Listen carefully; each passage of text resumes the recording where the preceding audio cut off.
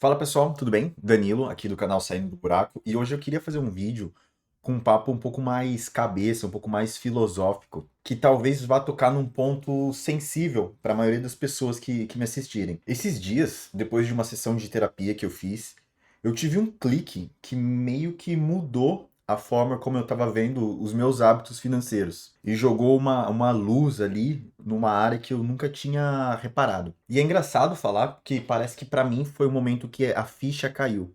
Os nossos hábitos financeiros, eles são, na maioria dos casos, uma espécie de espelho daquilo que a gente aprende em casa. Eu tô falando da forma que os nossos avós, os nossos pais ou qualquer outra pessoa que cuidava da gente, né? A forma como essas pessoas lidavam com dinheiro. E é engraçado que quando eu percebi isso, foi meio que libertador, muito bom, mas ao mesmo tempo foi assustador também. Pra pensar o seguinte, você já se pegou, por exemplo, se perguntando por que você faz as coisas com o seu dinheiro da forma que você faz? Por que você não consegue guardar dinheiro? Por que você gasta de uma forma mais compulsiva, né? Impulsiva, aliás? Então a ideia do vídeo de hoje é compartilhar esse insight que eu tive, né? E agregar um pouco com uma reflexão pessoal da minha própria história. Mostrar como foi que a minha família moldou os meus hábitos e como que eu posso dar o primeiro passo, né? Como que a gente pode dar o primeiro passo para tentar quebrar esse ciclo e finalmente começar a construir uma vida financeira mais saudável. Então, beleza, eu disse que a ideia desse vídeo surgiu depois de uma sessão de terapia que eu fiz. Joia, maravilha.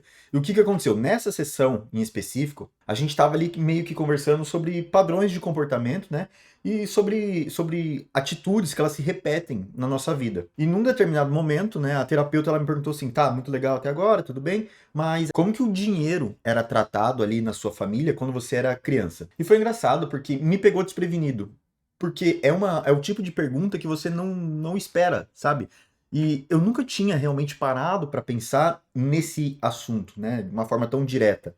Como que era tratado o dinheiro. E na mesma hora, olha que engraçado, veio na minha cabeça a palavra ali, o termo batata quente. E aí então eu comecei a puxar esse fio e eu comecei a lembrar de conversas que eu ouvi sobre dinheiro. Então tinha muita preocupação, tinha alegria, tinha, que mais? Briga, às vezes muito silêncio. E ali eu percebi que mesmo sem perceber, eu absorvi muito do que eu estava vendo e ouvindo naquela época. Os nossos pais, né, o nosso núcleo familiar ali, eles acabam sendo os nossos primeiros professores. E isso acaba estendendo também um bracinho ali para a parte financeira, mesmo que não seja intencional. É ali, né? São essas pessoas que vão ensinar para a gente como lidar sei lá, com abundância, com escassez, dívida, consumo. E a grande lição, talvez, que eu tenha tirado daquela sessão específica de terapia foi que talvez muitas das minhas próprias dificuldades com dinheiro, né, dificuldades financeiras, elas eram mais conectadas com parte de crença,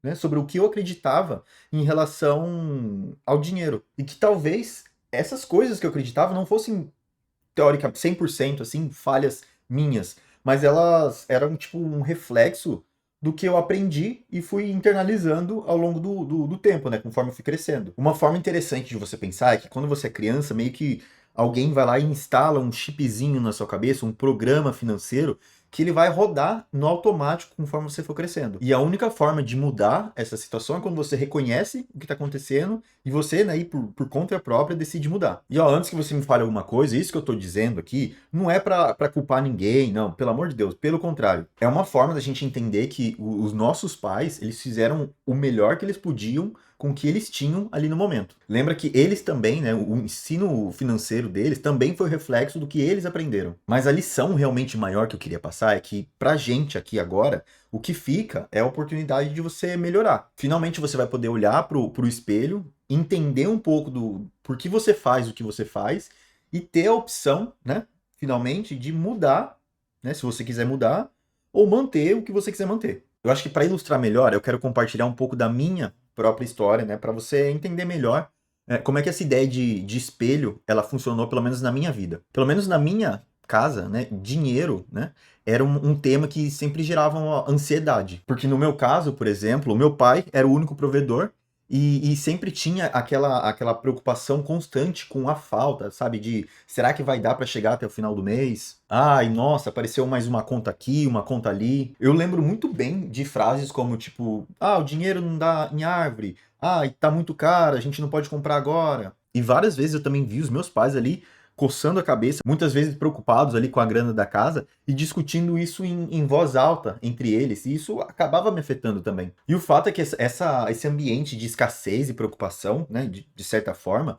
ah, me fez assim desenvolver uma certa relação de medo com dinheiro. É aquele medo de gastar, é medo de arriscar, medo de faltar dinheiro. Foi nesse momento que parece que na minha cabeça entrou que conseguir dinheiro é difícil, porém é muito fácil de perder. E olha só que loucura, ao mesmo tempo que tinha esse cenário de preocupação com falta, às vezes eu também via momentos ali de impulso, de, ai, vou comprar isso porque sim, porque eu mereço, é uma recompensa, sabe? Vamos celebrar alguma coisa. E na cabeça do Danilinho, né, isso gerava meio que um paradoxo. Como assim, agora vocês não tinham até ontem e agora vocês têm? Tipo, até ontem não dava para comprar, aí hoje, misteriosamente, deu. E hoje eu olho para trás e vejo que esses mesmos padrões, eles, né, sem que eu percebesse, eles começaram a se manifestar na minha própria vida adulta. Foi o que eu venho falando há muito tempo, né? Que eu vivi esse ciclo. Eu ganhava dinheiro e gastava tudo que eu recebia. Aí não sobrava nada para investir, não tinha como eu juntar dinheiro para buscar outras oportunidades. E ao mesmo tempo eu tinha aqueles impulsos de, ah, eu mereço, quero comprar isso, quero comprar aquilo.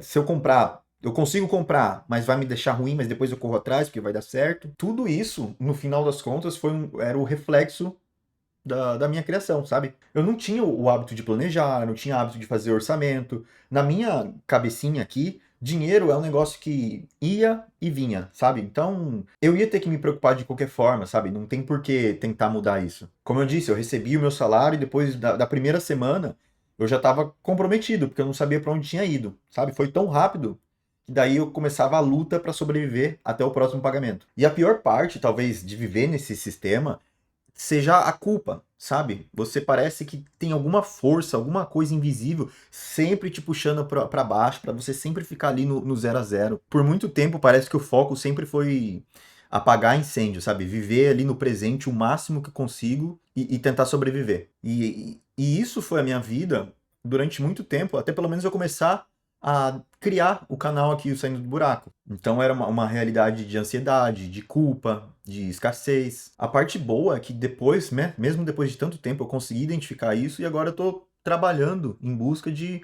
mudar esse tipo de comportamento. Porque é o seguinte, pelo menos apesar dos pesares, a boa notícia é que quando você identifica esses padrões, né, esse modelo que você tem com dinheiro, você ganha ao mesmo tempo o poder de poder mudar, sabe? De escolher ir para um caminho diferente. E como tudo na vida, consistência é o primeiro grande passo para essa transformação. Com certeza não é fácil, vai exigir disciplina, vai exigir, que mais? Esforço. Mas eu acredito sim que você consegue mudar a forma com que você vê o dinheiro na sua vida. E a minha história começou a mudar quando eu percebi isso e eu decidi que conscientemente eu ia fazer algumas coisas diferentes do que eu estava fazendo até então. Por exemplo, eu comecei a implantar a ideia do fluxo de caixa, né? Saber quanto entrava e quanto saía, né? Para onde saía. Eu criei o meu próprio orçamento, que era dar um destino, né? Dar um objetivo para cada centavo do meu dinheiro, dar um propósito. Finalmente eu comecei a direcionar a minha grana para onde ela deveria ir, né? E para onde eu queria que ela fosse. Eu comecei também a estudar sobre educação financeira, de fato. E aqui eu falo de como que você constrói riqueza, como funciona o dinheiro, sabe?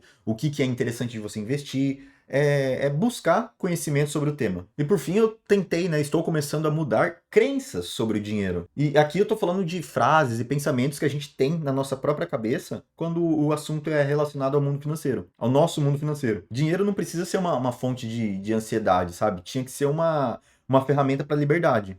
Mas é claro, é difícil você fazer essa mudança quando o seu ambiente sempre te lembra dos problemas. E olha que legal, falando em crenças, eu tô lendo um livro que bate muito nessa tecla, que é aquele Segredos da Mente Milionária. Eu sei, eu tô com quase 31 anos, eu nunca tinha lido esse livro, né? Mas tem uma primeira vez pra tudo nessa vida. E a parte bacana do livro, né? Sem querer ser coach ou nada, é que ele realmente se aprofunda nessa ideia de modelos, né? De como a gente aprendeu a lidar com dinheiro na infância. o que eu achei sensacional, porque meio que se alinhou com a mesma fala da minha terapeuta. Então fica aqui a recomendação para você que talvez não tenha lido ainda. E agora eu vejo que esses passos que eu tomei, né, essas coisas diferentes que eu tentei fazer, foram elas que me ajudaram a construir esses 50k de patrimônio investido que eu tô desenvolvendo agora, a minha própria reserva financeira, que começou finalmente a existir, e principalmente, talvez, esse upgrade na minha própria relação com dinheiro, sabe? Que hoje eu acho que tá muito mais saudável, tá muito mais leve, talvez. Mas e aí, você acha que esse vídeo de hoje fez sentido? Eu tô muito filosófico, sabe? É porque eu saí inspirado da terapia e eu queria gravar algo sobre o tema. Será que você se identificou com esse negócio de modelos que a gente aprende quando é criança? Você concorda que a forma que a gente lida hoje com grana é um reflexo dos nossos hábitos financeiros? E se esse vídeo aqui te fez pensar sobre a sua própria história financeira, pô, deixa um like, se inscreve no canal para fortalecer aqui o movimento, sabe? Eu acho que é legal, daí eu sei que eu tô no caminho certo. Dito isso, a última pergunta do vídeo de hoje, prometo, qual que foi um dos hábitos financeiros que você meio que herdou da sua família? Me responde aqui nos comentários que eu tô curioso, tá bom? Dito isso, vamos juntos sair do buraco e tchau!